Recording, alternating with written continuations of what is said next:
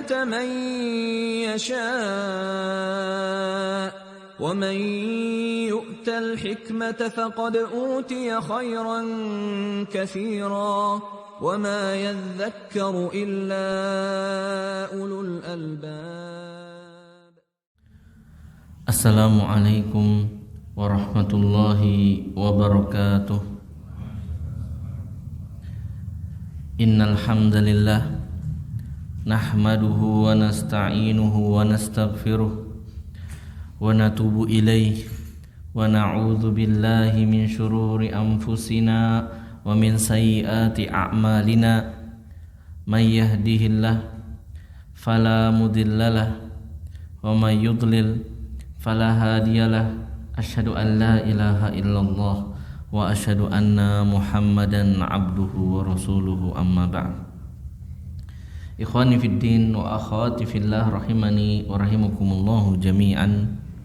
Pada malam hari ini akan kita lanjutkan pembahasan kita dari kitab Al-Arba'in An-Nawawiyah, di mana kita telah membaca sebagian dari hadis ke-38 dari kitab Al-Arba'in An-Nawawiyah ini.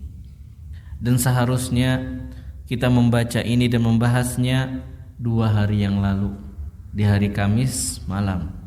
Namun qaddarullahu ma syaa fa'al, saya lupa karena beberapa kesibukan dan keadaan sehingga lupa.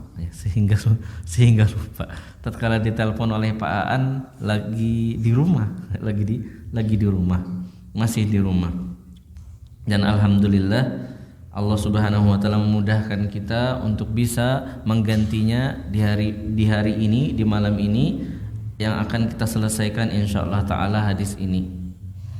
Hadis ini adalah hadis qudsi, sudah kita bahas pada hadis sebelumnya pun juga hadis qudsi. Dan pembahasan hadis qudsi ini ya sudah kita jelaskan adanya hadis qudsi yang palsu, adanya hadis qudsi yang sahih, ya. Dan hadis qudsi ini walaupun adalah firman Allah Subhanahu wa taala, tapi tidak bisa diperlakukan seperti Al-Qur'an. Tidak bisa dibaca di dalam salat. Dan pahalanya pun berbeda. Kalau Al-Qur'an memiliki keutamaan sendiri dalam membacanya. Misalnya sekedar membaca 1 huruf dari Al-Qur'an saja itu paling tidak bernilai 10 kebaikan. Kalau membaca hadis pasti ada kebaikannya juga, tapi tidak seperti membaca Al-Qur'an. Dan hadis qudsi yang kita akan pelajari pada malam hari ini adalah hadis qudsi yang diriwayatkan oleh sahabat yang mulia Abdurrahman bin Sakhr radhiyallahu anhu, yang mana kita kenal beliau dengan panggilan atau dengan laqab Abu Hurairah radhiyallahu anhu, di mana beliau mengatakan bahwasanya Rasulullah sallallahu alaihi wasallam bersabda bahwasanya Allah Subhanahu wa taala berfirman, "Man 'adali waliyan faqad azantuhu bil harbi." Barang siapa yang memusuhi, barang siapa yang mengganggu, barang siapa yang mencelakakan waliku, kata Allah Subhanahu wa taala, faqad adzantuhu bil harbi, aku akan mengumumkan kepadanya peperangan. Aku tidak akan segan untuk menjadikan antaraku dan dirinya peperangan, kata Allah Subhanahu wa taala. Tidak masalah kalau terjadi peperangan antaraku dan dirinya dikarenakan dia mencelakakan, memusuhi, ya, mengkriminalisasi waliku, kata Allah Subhanahu wa taala. Dan hadis qudsi ini adalah hadis qudsi yang sahih, diriwayatkan oleh Imam Al-Bukhari. Hadis ini adalah hadis yang sahih. Tapi siapakah wali Allah yang dimasukkan oleh Allah Subhanahu wa taala dalam hadis ini, yang dikatakan oleh Allah Subhanahu wa taala, barang siapa memusuhi, barang siapa mencelakakan dan melukai, barang siapa yang mengganggu waliku, kata Allah, akan aku jadikan antaraku dan dirinya peperangan. Siapakah wali Allah ini? Nah, di sini beberapa orang maupun beberapa oknum itu menggunakan hadis ini sebagai legalitas untuk memberikan ketakutan kepada lawan bicaranya, saya ini wali Allah, jangan macam-macam sama saya, nanti kamu diperangi Allah. Allah sudah bersabda, Allah Subhanahu wa taala sudah berfirman dalam hadis qudsi yang diriwayatkan oleh Imam Bukhari, man adali waliyan faqad azantuhu bil harbi. Dalilnya benar, hadis qudsinya benar, hadis qudsinya sahih. Tapi kadangkala ada orang-orang, ada oknum-oknum yang memanfaatkan hadis ini untuk kepentingan dirinya sendiri, untuk kepentingan oknum, untuk kepentingan kelompoknya tertentu. Jadi mengklaim menggunakan hadis ini untuk apa? Supaya orang takut dengan kelompoknya, supaya orang takut dengan dirinya, supaya orang takut dengan pujaannya mungkin. Dengan mengklaim itu loh, pujaanku, kelompokku dipimpin oleh seorang wali Allah. Jadi jangan macam-macam sama kelompokku. Kalau kamu macam-macam sama kelompokku, kelompokku ada wali Allahnya, nanti kamu diajak berperang sama Allah. Maka kita perlu membahas siapa itu wali Allah, dan telah kita bahas pada pertemuan pertama, yaitu wali Allah Subhanahu wa taala ciri-cirinya itu tidak takut kepada masa depannya di dunia, la khaufun alaihim, dan dia tidak sedih atas kehilangan dunianya di masa lalu, walahum yahzanun. Itu ciri-cirinya. Syaratnya apa? Syaratnya cuma 2. Alladzina amanu wa kanu yattaqun, beriman dan bertakwa. Beriman itu maksudnya secara hati. Dia beriman kepada Allah, dia beriman kepada malaikat, dia beriman kepada Rasul, dia beriman kepada kitab-kitab Allah, dia beriman kepada hari kiamat, dia beriman kepada qada dan qadar. Ini beriman namanya. Ini syaratnya seorang wali Allah. Kalau seorang wali Allah tapi akidahnya melenceng, imannya amburadul, ya, sudah bisa dipastikan bukan wali Allah. Itu adalah klaim. Berapa banyak orang mengklaim sebenarnya dia hanya apa? Pura-pura. Mengklaim saya adalah orang terbaik padahal banyak kekurangannya. Mengklaim bisa ini dan itu, ternyata tatkala disuruh tidak mampu. Banyak orang-orang sekedar mengklaim. Ini syarat pertama, alladzina amanu. Syarat kedua adalah wa kanu yattaqun. Mereka bertakwa kepada Allah Subhanahu wa taala. Syarat pertama tadi urusan akidah, syarat pertama tadi urusan iman. Syarat kedua takwa ini adalah amalan-amalan yang tampak. Sering diistilahkan dengan Islam. Kalau disebut Islam dan iman, Islam itu untuk amalan-amalan yang tampak, iman itu untuk yang tidak tampak. Islam itu untuk ibadah, sedangkan iman itu untuk akidah. Maka di sini syaratnya sebenarnya mudah secara teori. Menjadi wali Allah secara teori syaratnya cuma 2. Iman dan takwa. Akidahnya lurus, ibadahnya benar. Kalau ada seorang mengklaim seorang wali tapi sholatnya amburadul, puasa Ramadannya acak adul, ya, zakatnya pelit, mampu haji nggak berangkat, nah bisa dipastikan seperti ini bukan wali Allah. Adalah orang yang hanya mengklaim wali Allah, atau orang yang disebut orang wali Allah padahal bukan wali. Walaupun konon katanya orang tersebut bisa makan, bisa hidup sekian tahun tanpa makan, pergi dari sana ke sini cukup jalan kaki padahal dibawa oleh harimau, katanya seperti itu. Itu adalah self claim, ya, klaim pribadi. Syaratnya orang menjadi wali Allah itu cuma 2 sebenarnya, tapi prakteknya susah. Secara teori mudah, iman dan takwa. Secara praktek luar biasa susah. Dan tentu yang dimaksudkan dalam hadis ini pertama kali siapa? adalah Rasulullah sallallahu alaihi wasallam dan para sahabatnya.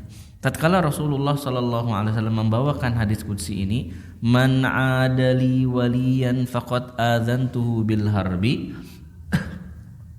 Barang siapa memusuhi, melukai, ya, melecehkan waliku, kata Allah Subhanahu wa taala, aku ikrarkan, aku umumkan untuknya peperangan. Maksud pertama dari hadis ini bukan zaman sekarang, bukan beberapa puluh tahun yang lalu, beberapa ratus tahun lalu, bukan. Tatkala hadis ini dibawakan oleh Rasulullah, yang dimaksud pertama kali adalah Rasulullah Shallallahu Alaihi Wasallam sendiri dan para sahabatnya. Merekalah wali-wali Allah Subhanahu Wa Taala. Maka barang siapa merendahkan Rasulullah, beberapa tahun belakang ada orang-orang yang membuat karikatur tentang Rasulullah. Lihat bagaimana Allah menjadikan dirinya dan orang tersebut peperangan, matinya pasti nggak karuan. Dan kita lihat orang-orang yang melecehkan para sahabat. Bilal bin Rabah dilecehkan dengan apa? Dibuka bajunya, dijemur di bawah teriknya matahari, tidak cukup itu ditimpakan dengan batu. Apa kisah orang-orang yang mengazab Bilal bin Rabah setelahnya terbunuh tewas di perang Badar, atau mati dengan mengeluarkan bau yang sangat busuk. Begitu pula orang-orang yang membunuh Sumayyah, istri dari Yasir. Dua orang syahid pertama di dalam Islam, Sumayyah dan Yasir. Lihat bagaimana keadaan mereka setelah mereka melecehkan, mengazab, bahkan membunuh wali-wali Allah Subhanahu wa ta'ala. Dan itu berlaku sehingga saat ini. Kalau sampai saat ini ada orang yang nekat melecehkan sahabat, menyatakan misalnya seorang sahabat pembohong, seorang sahabat begini dan begitu. Iya, sahabat manusia. Ada melakukan kesalahan. Kullu bani Adam khata'. Bahkan selevel, ya, seorang sahabat pun bisa melakukan kesalahan. Tapi bedanya antara kita dengan mereka, mereka melakukan kesalahan dan begitu cepat mereka untuk bertaubat. Bahkan Allah Subhanahu wa ta'ala secara umum menyatakan tentang para sahabat, radhiyallahu anhum wa radu'an. Maka walaupun mereka melakukan kesalahan, manusiawi mereka melakukan kesalahan, tapi mereka mendapatkan ridho dari Allah Subhanahu wa ta'ala. Beda dengan kita, sok-sokan berani mengatakan, ya, dan ini mulai disebarkan di antara anak muda kita. Bagaimana disebutkan misalnya waliyadzubillah, Muawiyah katanya adalah orang yang serakah, waliyadzubillah. Ya. Diceritakan tentang bagaimana Muawiyah bin Abi Sufyan melawan Ali bin Abi Thalib. Oh, begini dan begitu. Tatkala Muawiyah jadi khalifah, begini dan begitu. Ya. Ini orang-orang yang tunggu saja tanggal mainnya, Allah akan binasakan mereka. Lalu setelah itu Allah Subhanahu wa ta'ala melanjutkan pembahasan tentang siapakah sosok dari seorang wali Allah Subhanahu wa ta'ala. Apa ciri-ciri, apa syarat-syarat wali Allah Subhanahu wa ta'ala? Allah lanjutkan dalam lanjutan hadis qudsinya. Allah Subhanahu wa ta'ala berfirman, wa ma taqarraba ilayya 'abdi bi syai'in ahabba ilayya mimma aftaradtuhu alaihi. Kata Allah Subhanahu wa ta'ala, tidaklah ada seorang hamba yang lebih aku cintai. Otomatis hamba Allah ini adalah hamba yang Allah jadikan walinya. Kenapa? Allah cintai dia. Apa syaratnya? Wa ma taqarraba ilayya 'abdi, dan tidaklah ada seorang hambaku yang lebih aku cintai, yang dia itu mendekatkan dirinya kepadaku dengan cara mimma aftaradtuhu alaih. Dia mengerjakan perkara-perkara yang aku wajibkan atas dirinya. Jadi kalau kita mau menjadi wali Allah Subhanahu wa taala, ingin dapat cintanya Allah Subhanahu wa taala, maka fokus pertama kita adalah pada kewajiban. Kewajiban kita apa saja? Ini dikejar terlebih dahulu. Oh, rukun Islam ini yang paling dikejar. Punya rumah, nanti bisa. Punya tabungan emas, nanti bisa. Kejar dahulu apa? Rukun Islam yang 5 contohnya. Habis itu lanjutkan dengan mekaran atau cabang-cabang dari apa? 5 rukun Islam ini. Rukun Islam yang pertama syahadat. Yang kedua sholat. Nah ini lanjutkan. Sholat yang wajibnya ada 5 waktu. Sempurnakan dengan cabang-cabangnya, yang sunnah-sunnahnya. Lalu apa? Puasa Ramadan. Tunaikan puasa Ramadannya. Lalu apa? Mengeluarkan zakat. Lalu apa? Pergi haji. Ini menjadi target pertama kita. Harus menjadi target pertama kita sebagai seorang muslim. Selanjutnya apa? Pelajari hadis-hadis Rasulullah. Pelajari ayat-ayat Al-Quran. Apa saja yang menjadi kewajiban seorang muslim setelah 5 rukun Islam. Pelajari. Dan termasuk di antara kewajiban adalah meninggalkan larangan. Jadi tatkala Allah Subhanahu wa taala mengungkapkan wa ma taqarraba ilayya 'abdi bi syai'in ahabba ilayya mimma aftaratuhu alaihi, tidaklah ada sebuah amalan yang lebih aku cintai dari hambaku dari amalan yang aku wajibkan atas dirinya, yang aku fardukan atas dirinya. Maksud di situ adalah mengerjakan yang wajib dan meninggalkan yang dilarang. Pelajari semua. Semakin kita mengenal Islam, semakin bisa kita menjadi wali Allah, semakin kita bisa dekat kepada Allah Subhanahu wa taala. Pelajari, fokus dulu yang wajib. Dimulai dari rukun Islam. Belajar, ternyata berbakti kepada orang tua kewajiban, laksanakan. Mendidik anak kewajiban, laksanakan. Menuntut ilmu kewajiban, laksanakan. Meninggalkan khamr, laksanakan. Meninggalkan riba, laksanakan. Nah ini. Maka fokuslah pertama kali kepada hal-hal yang Allah Subhanahu wa taala wajibkan. Ustadz, ana makin belajar Islam kok makin berat, makin banyak perintahnya. Mau makin dekat sama Allah, mau makin dicintai Allah, maka lakukan. Di dunia kita saja, dalam kehidupan sosial kita, kalau ada seorang yang suka dan jatuh cinta kepada lawan jenisnya, lawan jenisnya minta apa dikerjakan, minta ini dikasih, minta ke sana diantar. Padahal dia bisa untuk tidak melakukannya. Ini kepada manusia. Maka harusnya kita kepada Allah Subhanahu wa taala yang sudah memberikan kita nikmat yang luar biasa banyak, gak bisa kita balas.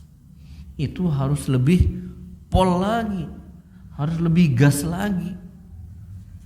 Kita di dunia kalau kehutangan budi saja, pernah ditolongin A atau mungkin pernah kenapa di jalan mogok terus dibantu didorong, terus orang itu minta tolong kepada kita satu dua hal, pasti kita upayakan untuk melakukannya.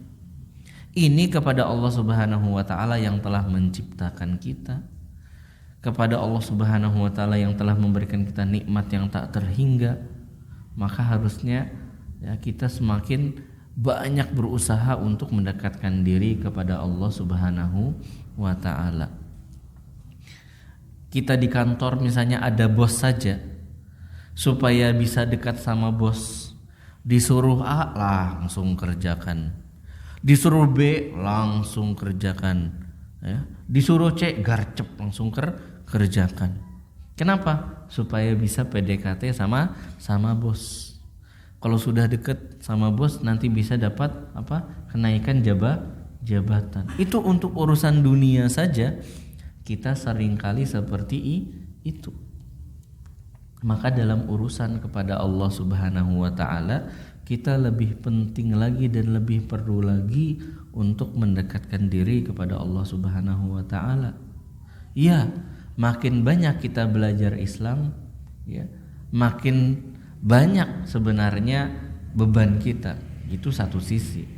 Tapi di sisi lain, bagi orang yang melihat ibadah-ibadah ini adalah jalan mendekatkan diri kepada Allah, ini kesempatan. Ternyata ana bisa mendekatkan diri kepada Allah Subhanahu wa taala dengan cara ini, ambil. Dengan cara itu, ambil. Akhirnya semakin terbuka untuknya cara untuk semakin dekat kepada Allah Subhanahu wa taala. Ternyata belajar bahasa Arab wajib nih, belajar bahasa Arab. Kenapa ana mau baca Al-Qur'an? Ya. Minimal bisa baca Al-Qur'an. Lebih bagus lagi, ternyata yang diperintahkan oleh Allah tidak sekedar baca Al-Qur'an, tapi juga mentadaburi maknanya. Kalau gitu ana harus belajar tafsir, hadir di kajian tafsir. Allah melarang untuk seorang laki-laki itu bersosialisasi atau berkomunikasi dengan lawan jenisnya tanpa ada tanpa ada hajat kebutuhan. Hapus semua tuh, ya, koneksi-koneksi yang tidak ada urusannya. Kalau zaman sekarang orang malah mengumpulkan sebanyak-banyaknya subscriber. Tidak masalah sebenarnya, asalkan dia bisa menjaga hubungan dia dengan lawan jenisnya dengan baik. Ternyata menyampaikan Islam, menyampaikan ilmu agama, apa yang ana ketahui walaupun sedikit itu kewajiban, laksanakan. Ana memiliki kewajiban untuk amar ma'ruf dan nahi mungkar, laksanakan. Memang secara dari satu sisi seolah-olah beban semakin berat. Itu bagi orang yang melihat ini sebagai beban. Tapi kalau orang melihat ini sebagai kesempatan, orang melihat ini sebagai aji mumpung ada numpung ada jalan, ya, maka ini adalah ada opportunity namanya. Adalah jalan. Ternyata ana bisa untuk mencapai itu dengan melakukan ini, melakukan itu. Maka semakin banyak kita belajar agama, itu seharusnya kita semakin bahagia, semakin terbuka untuk kita jalan. Ya. Makanya dalam hadis yang pernah kita bahas pada beberapa minggu yang lalu, Rasulullah SAW bersabda, "Man salaka tariqan yaltamisu fihi ilman, sahhalallahu lahu bihi tariqan ilal jannah." Barang siapa, kata Rasulullah SAW, berjalan dalam mencari ilmu, yaltamisu fihi ilman, dia berangkat, dia pergi itu untuk menuntut ilmu, maksudnya di sini adalah ilmu agama, sahhalallahu lahu bihi tariqan ilal jannah. Allah akan mudahkan untuknya jalan menuju surga. Kenapa Allah mudahkan untuknya jalan menuju surga? Karena dia semakin menemukan banyak cara untuk mendekatkan diri kepada Allah Subhanahu wa taala. Ternyata ini wajib. Ternyata ini juga wajib. Ternyata ini dilarang. Ternyata ini dilarang. Semakin dia tahu, semakin terbuka untuk dia kesempatan untuk mengamalkannya. Mungkin sebelumnya tidak ngerti, apa sih ini? Apa sih itu? Atau mungkin selama ini dianggap angin lalu. Biasa-biasa saja. Ternyata, ya. Kalau orang sudah belajar, orang sudah tahu, ini kewajiban, maka dia bisa gunakan untuk mendekatkan diri kepada Allah Subhanahu wa taala. Ini larangan, maka dengan aku meninggalkan larangan ini, aku bisa mendekatkan diri kepada Allah Subhanahu wa taala.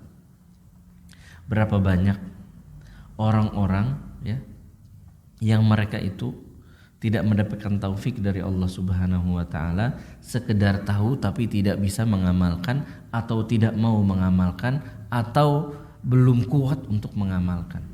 Maka kalau seseorang sudah belajar dan mengetahui dan mampu mengamalkannya, inilah orang yang masuk dalam kategori wali Allah Subhanahu wa taala. Yang kata Allah Subhanahu wa taala sebagai sosok yang paling Allah Subhanahu wa taala cintai. Zaman sekarang aja berapa banyak wanita yang mengetahui menutup aurat itu wajib, tapi tetap buka aurat. Kenapa? Banyak keadaan, banyak alasan. Ada yang beralasan mau menjilbabi hati dulu. Yang perlu dijilbabi itu aurat, hati nggak perlu dijilbabi ya. Ada yang katanya ingin persiapan dulu. Lah emangnya mati nunggu persiapan? Tidak. Meninggal bisa jadi dia bisa sewaktu-waktu. Tapi alhamdulillah ada juga orang-orang yang awalnya tidak tahu tentang menutup aurat, bahkan mungkin awalnya tidak tahu Islam sama sekali. Begitu masuk Islam, Masya Allah, dia merasa mendapatkan opportunity, kesempatan emas. Masya Allah, ternyata hanya dengan menutup aurat itu sudah dapat satu langkah mendekatkan diri kepada surga, sekedar dengan menutup aurat. Dan menutup aurat itu bagi orang yang sudah terbiasa menutupnya itu lebih ringan ya. Lebih ringan. Kenapa? Dia ingin mencari ridho Allah Subhanahu wa taala. Dan orang-orang yang sudah tahu pentingnya menutup aurat tapi tidak menutup aurat itu biasanya orang-orang yang kurang menyadari betapa kayanya Allah Subhanahu wa taala. Lebih memikirkan, lebih mementingkan urusan dunia, ucapan manusia, akhirnya nggak mau nutup aurat, aurat. Ya, berapa banyak orang ya, yang tetap ngerokok, padahal ngerokok itu haram. Kenapa Ustaz haram? Tuh haramnya itu tertulis sendiri di kotaknya. Merokok membunuhmu, sudah jelas, ya sudah jelas. Tapi ya itu. Memang jalan menuju surga itu walaupun sudah jelas tapi memang mahal. Surga itu mahal, tidak didapat dengan mudah ya, maka berapa banyak orang yang sudah tahu kebenaran tapi tidak mau mengikutinya. Sudah tahu rokok haram, kenapa rokok kok bisa haram? Masa sih ngeling gini doang haram? Masuk akal enggak? Ya masuk akal ya. Karena Allah itu sangat sayang kepada hambanya ya. Allah sangat sayang kepada hambanya. Dokter saja ya, kalau ada orang nih biasanya kalau sudah kena kanker paru-paru, terus kata dokternya jangan ngerokok lagi, langsung nurut biasanya.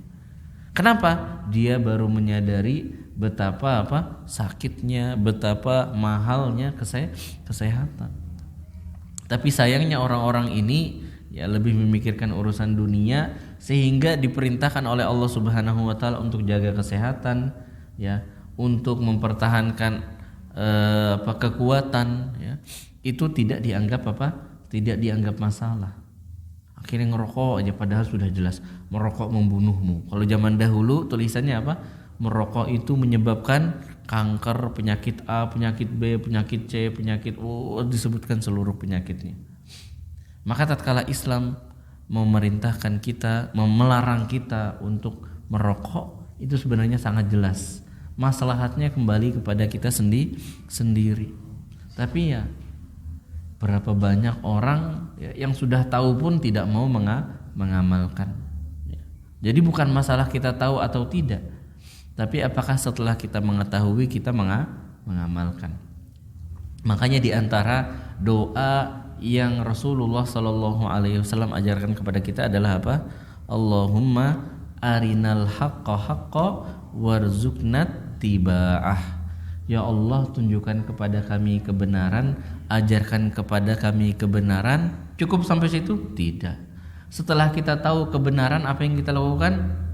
Warzuqna tiba'ahu, dan rezekikan kepada kami, berikan kepada kami kemudahan, berikan kepada kami taufik untuk mengikuti kebenaran tersebut. Berapa banyak orang tahu kebenaran tidak mengikutinya. Betapa banyak orang tahu kewajiban tidak mengerjakannya. Kebalikannya, berapa banyak orang mengetahui larangan justru dikerjakan, wal iyadzubillah taala. Wa arinal batila warzuqna tinabahu. Dan tunjukkan kepada kami yang batil itu batil, ajarkan kepada kami mana yang batil. Dan setelah kita mengetahui kebatilan, apakah titik di situ? Tidak. Warzuqna tinabahu, berikan kepada kami taufik, kemudahan untuk kami menghindari, untuk kami menjauhi, meninggalkan keburukan-keburukan ini, kebatilan-kebatilan ini. Karena banyak orang yang tahu kebatilan tapi tetap mengerjakannya, entah terbawa hawa nafsu, entah terbawa lingkungan atau semacamnya, ya. Maka kalau kita ingin menjadi wali Allah, kita ingin dicintai oleh Allah Subhanahu wa taala, syarat pertama adalah fokus mengerjakan kewajiban kita kepada Allah Subhanahu wa taala. Yang dimaksud dengan kewajiban di sini adalah melaksanakan yang diperintahkan secara wajib dan meninggalkan larangan-larangan yang disampaikan bahwasanya larangan tersebut adalah hal-hal yang haram. Ini adalah syarat pertama menjadi, ya, sosok yang Allah Subhanahu wa taala paling cintai. Syarat kedua, Allah Subhanahu wa taala berfirman, wala yazalu 'abdi yataqarrabu ilayya bin nawafil hatta uhibbahu. Dan teruslah seorang hamba berusaha untuk mendekatkan dirinya kepadaku dengan mengerjakan, setelah mengerjakan yang wajib-wajib, mengerjakan pula yang sunnah-sunnah, hingga akhirnya aku cinta kepada hamba ini. Jadi kalau mau dicintai Allah, fokus dulu kepada yang wajib, sempurnakan dengan mengamalkan perkara-perkara sunnah. Jangan dibalik, sunnah baru mengerjakan wajib, salah. Allah telah membuat pondasi awal. Kalau mau Allah cintai, kerjakan yang wajib. Ini pondasinya. Bagaimana supaya pondasi ini indah? Ya, tanahnya sudah ada, tapi tanahnya belum, masih amburadul. Gimana supaya tanah ini menjadi apa? Taman, ya, dihiasi, ditambahi. Seperti itu juga kita ingin mencari cinta Allah Subhanahu wa taala. Ada pondasinya, ada tanahnya dulu, baru kita apa? Kita bangun di atasnya, baru kita rias tamannya. Kalau bangunannya saja, kalau pondasinya saja tidak ada, tanahnya tidak punya, ya apa yang mau dihias, apa yang mau dibangun, nggak ada. Maka jangan sampai kita itu lebih silau dengan hal-hal yang sunnah. Jangan sampai kita silau dengan hal-hal yang sunnah. Kita harus tahu, harus bisa melihat mana yang wajib, mana yang sunnah. Misalnya, ada di antara kita mau sholat sunnah, belum sholat sunnah, mau sholat sunnah, tiba-tiba dipanggil ibu, nak, de, anterin Umi ke pasar.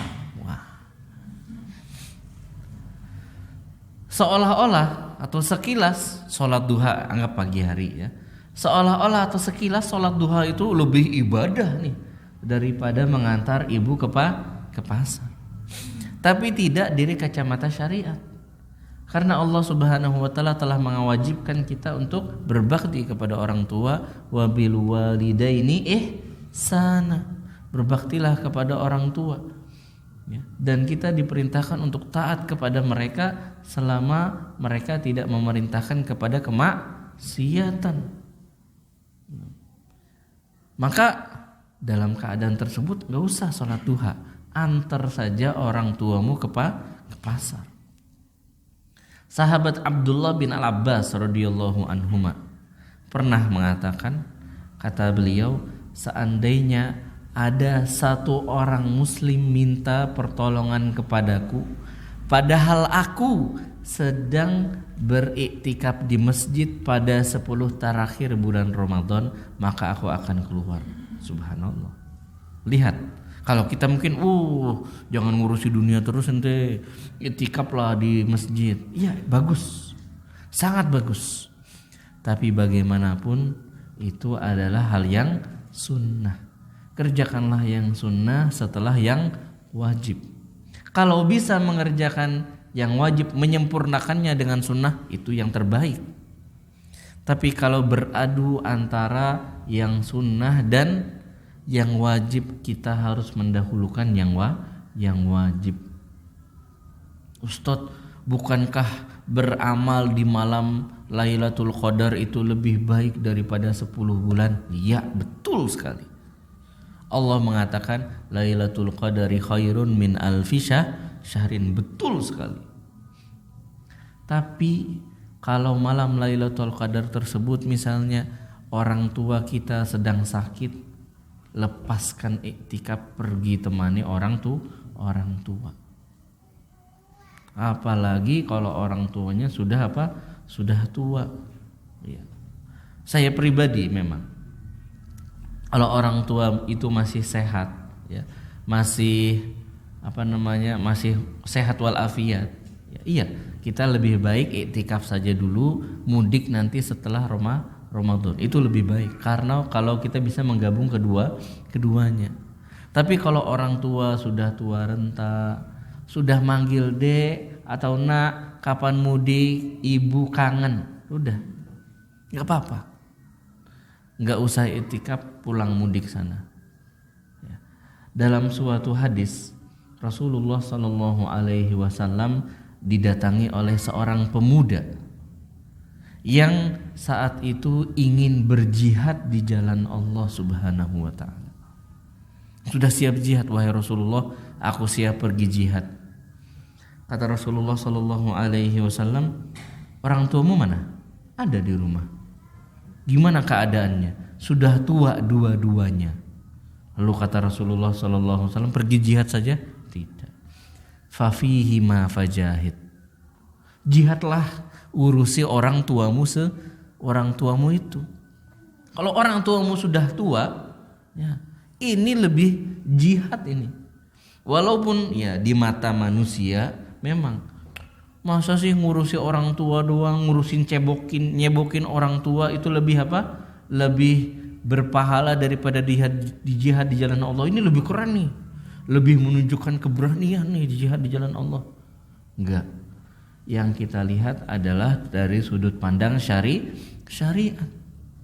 Nyebokin orang tua itu bahkan bisa jadi lebih baik daripada berpuasa, melakukan sholat tahajud semalam suntuk. Lebih baik daripada jihad di jalan Allah Subhanahu wa ta'ala. Karena wajib, ya, karena wajib.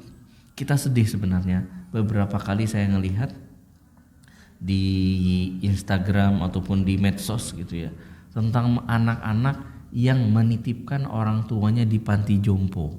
Waliyadzubillah. Saya yang bertanda tangan di bawah ini fulan sebagai anak pertama dari ibu ini.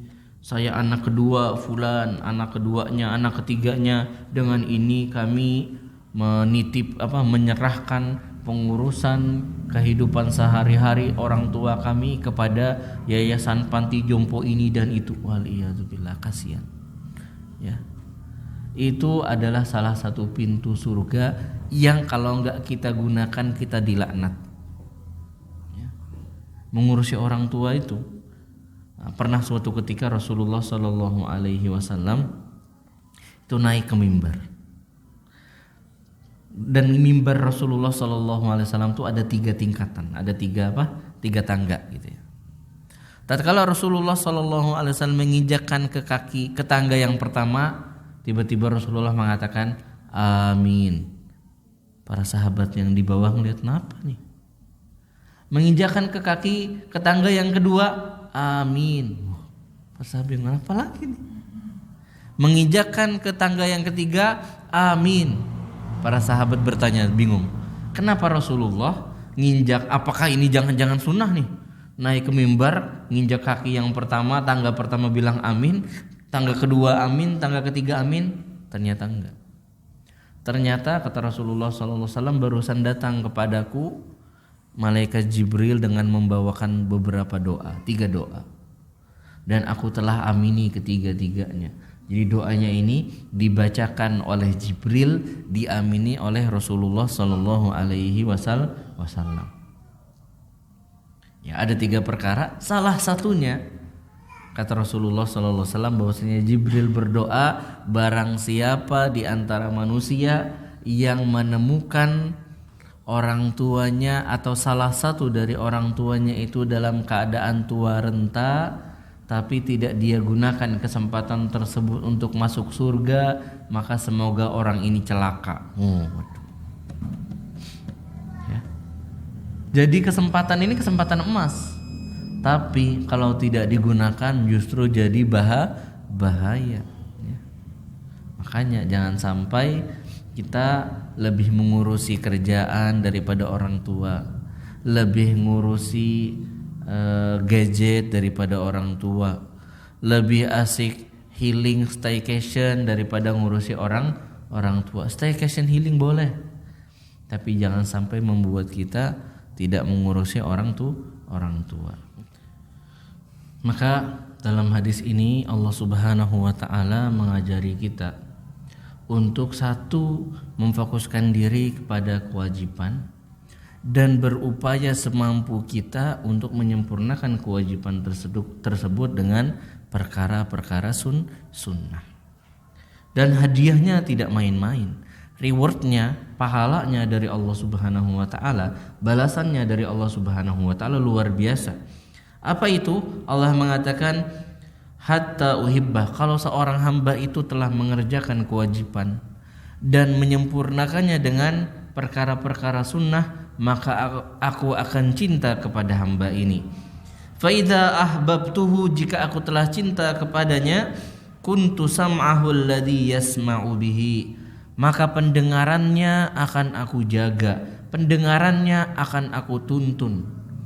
Jadi yang dia dengar akhirnya kebaikan. Allah akan jauhkan dia dari mendengar perkara-perkara yang tidak syar'i, perkara-perkara yang dilarang. Telinganya akan jauh dari ghibah, telinganya akan jauh dari dusta, ya. Telinganya akan terjaga, telinganya akan berisi atau mendengar kajian-kajian, telinganya akan mendengar lantunan Al-Quran, telinganya akan mendengar hadis-hadis Rasulullah Sallallahu Alaihi Wasallam. Itulah cara Allah Subhanahu Wa Taala memberikan reward satu. Ya. Kalau Allah sudah cinta seorang hamba, Allah jaga hamba ini. Ya. Dengan apa? Allah jaga telinganya. Wa basaruhu alladhi yubsiru bihi, pandangannya akan aku jaga, kata Allah Subhanahu wa taala. Dia melihat nanti hanya perkara-perkara yang baik, melihat nanti hal-hal yang dibolehkan untuk dilihat. Allah akan jaga pandangannya dari melihat yang haram, melihat yang tidak baik, melihat keburukan. Allah akan bikin penglihatannya itu melihat hal-hal yang membawa dia semakin dekat kepada Allah Subhanahu wa taala. Wa yaduhu allati yabtishu biha, Allah akan jaga tangannya sehingga tangannya ini akan digunakan untuk kebaikan, untuk sholat, untuk sedekah, untuk nolongin orang, untuk mengangkatkan barang, untuk buang sampah pada tempatnya, untuk menghilangkan gangguan, ya, untuk menulis kebaikan, menulis apa? Menulis artikel, menulis ini dan itu, yang menulis buku agama, ya, menulis status nasihat. Allah akan jaga dan arahkan tangannya untuk kebaikan. Warijlahul lati yamshi biha, Allah akan bimbing kakinya sehingga kakinya itu akan mengarah kepada tempat-tempat yang baik, akan mengarahnya ke masjid, mengarahnya ke kantor, mengarahnya ke rumah, ya, mengarahnya ke tempat-tempat yang ada situ kebaikan, ke sawah untuk nyangkul, ya, ke peternakan untuk, selama perkara tersebut adalah perkara yang Allah bolehkan, Allah akan jaga orang-orang ini untuk kakinya itu melangkah kepada kebaikan. Wala in sa'alani la'utiyannah, Kalau orang ini yang telah menyempurnakan kewajibannya dengan sunnah itu meminta permintaan kepadaku, la'utiyannah, akan aku berikan, akan aku ijabah. Wala inista'adzani la'uidzannah, kalau dia meminta perlindungan dariku, akan aku berikan kepadanya perlindungan. Subhanallah. Yang dia kerjakan, yang Allah perintahkan dari kewajiban, dan dia sempurnakan dengan mengerjakan amalan-amalan sunnah. Ternyata rewardnya tidak main-main. Allah akan semakin jaga orang ini. Semakin dia taat kepada Allah, Allah akan semakin berikan kepada dia hidayah. Allah akan makin tunjuki dia jalan kebenaran.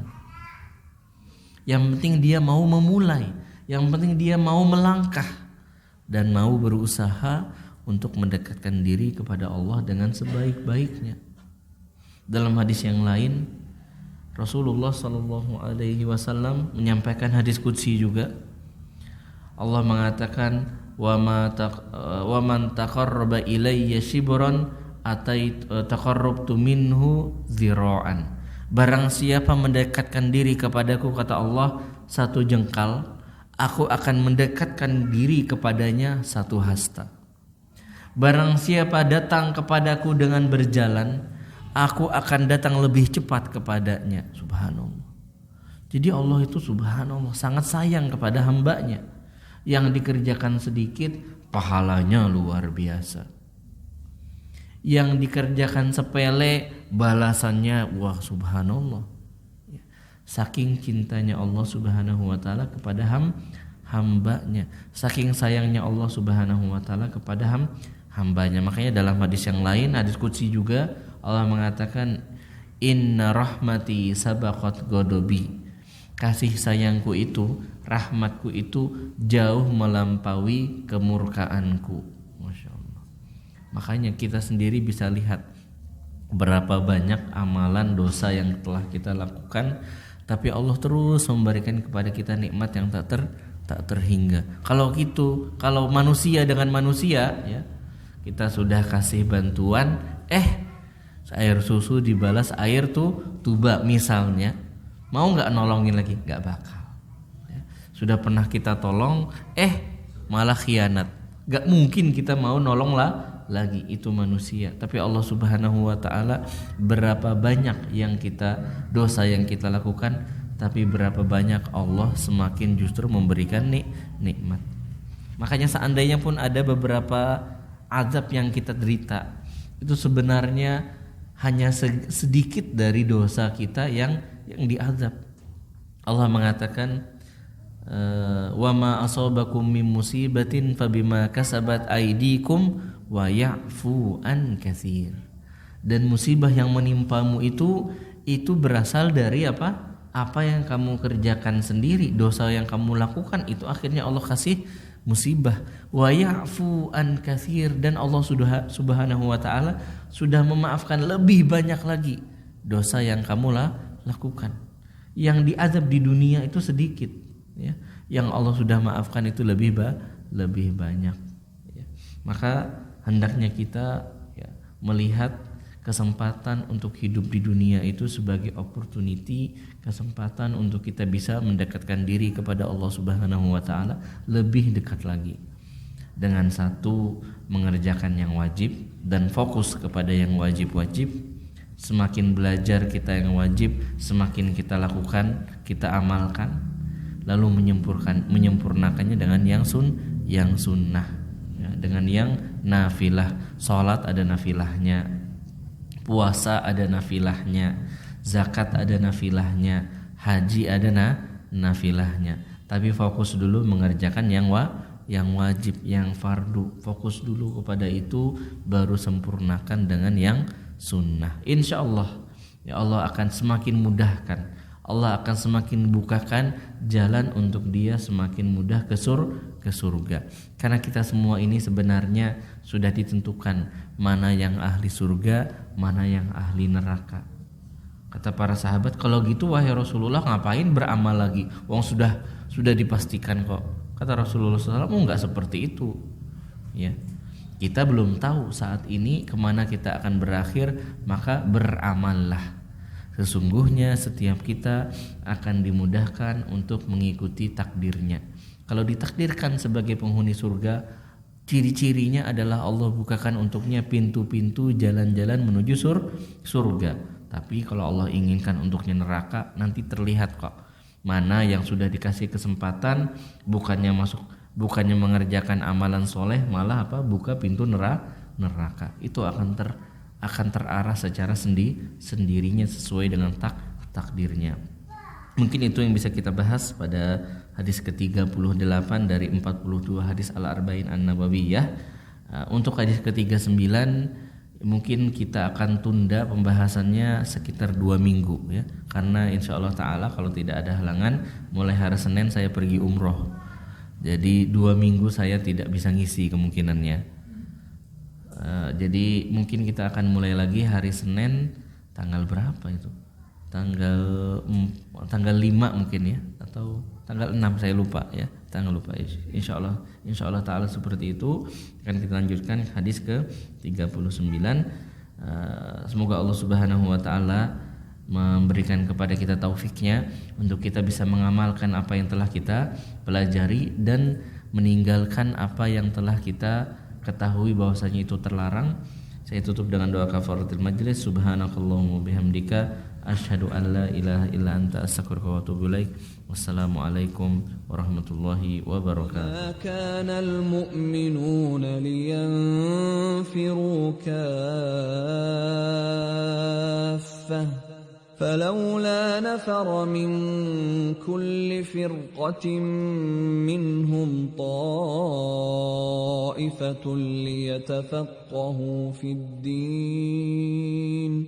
ليتفقهوا في الدين ولينذروا قومهم إذا رجعوا إليهم لعلهم يحذرون